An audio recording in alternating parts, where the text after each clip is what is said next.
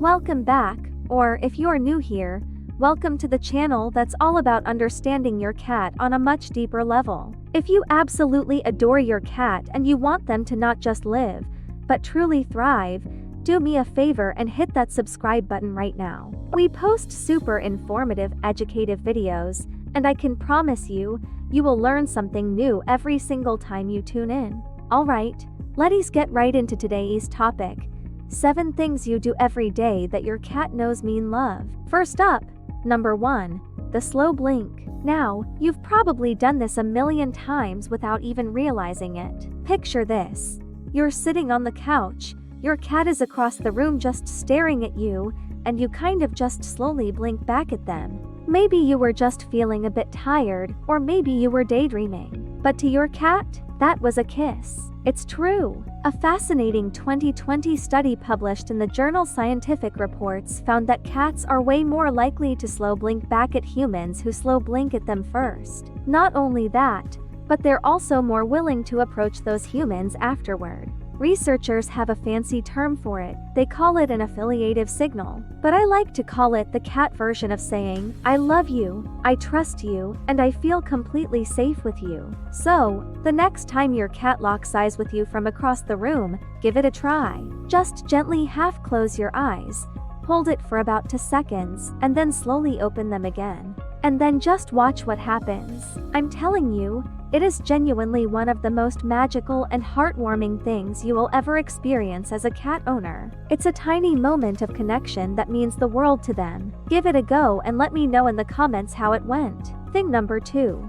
feeding your cat on a regular schedule. I know, it sounds basic, but hear me out, because this is way deeper than just calories. Cats are creatures of absolute routine. In the wild, a cat's survival depends on predictability, knowing when and where prey will be. When you feed your cat at the same time every day, you're activating that same instinct. You become the one thing in their world that is completely reliable. And here's the thing about trust. It's built through repetition. Every single feeding is a deposit into the trust bank. Over months, over years, your cat builds a bond with you that goes beyond food. You're not just the food person. You're the safe person, the person they feel secure around. So if you're free feeding or just leaving a bowl out all day, consider shifting to scheduled meals. 2 meals a day, same times. Your cat will actually love you more for it. Number 3, and this is one of my favorites, talking to your cat. Whether it's narrating your morning routine, asking them how they slept, or giving a full monologue about what you're cooking for dinner,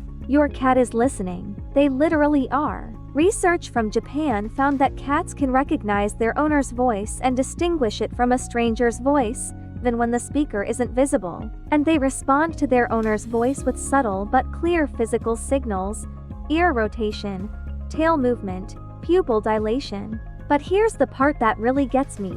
Cats don't meow at each other. They almost exclusively meow at humans. Behaviorists believe cats adapted the meow specifically to communicate with us. So when you talk to your cat and they chirp back, or trill, or headbutt you, that is a conversation. That is your cat saying, yes, I hear you, I'm here with you. Never stop talking to your cat. They live for it.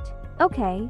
Number 4, and this one is going to feel counterintuitive. One of the most loving things you do for your cat every day is leaving them alone when they want to be alone. I know, you want to squeeze them, they look so soft. But think about it from your cat's perspective. They are a small predator animal who, in the wild, is also prey. The ability to retreat, to have a space that is completely safe and uninterrupted, is fundamental to their sense of security. When you notice your cat has gone to their bed, or under the couch, or on top of the fridge, and you let them be, your cat registers that.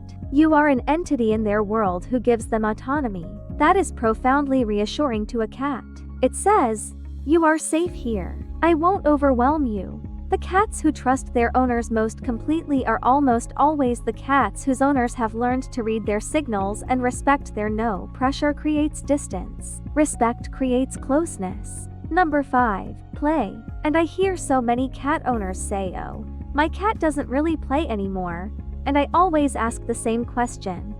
Are you the one initiating? Because here's what most people don't realize: cats don't often initiate play when they're uncertain about the relationship. But when you pick up that wand toy and you start the game, that changes everything. Play is how cats practice being cats. It activates their hunt sequence: stalk, chase, pounce, catch. And it releases dopamine and oxytocin. That's the bonding chemical, the same one humans release when they hug someone they love.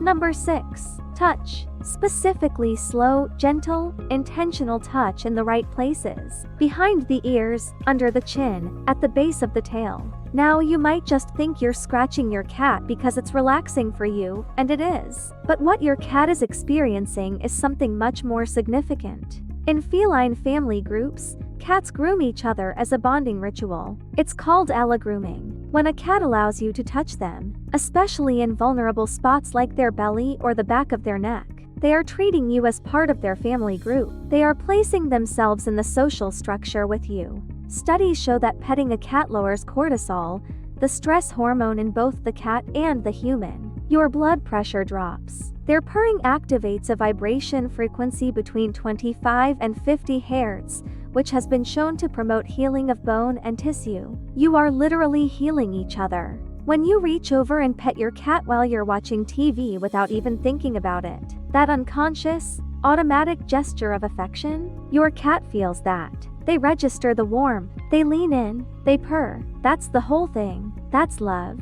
And number 7. The one that surprised me most when I first really understood it. Just being there. Being present in the same room. Cats are not solitary animals the way most people assume. They're not pack animals like dogs, but they do form social attachments. And one of the key behaviors researchers have identified in bonded cats is what's called passive togetherness.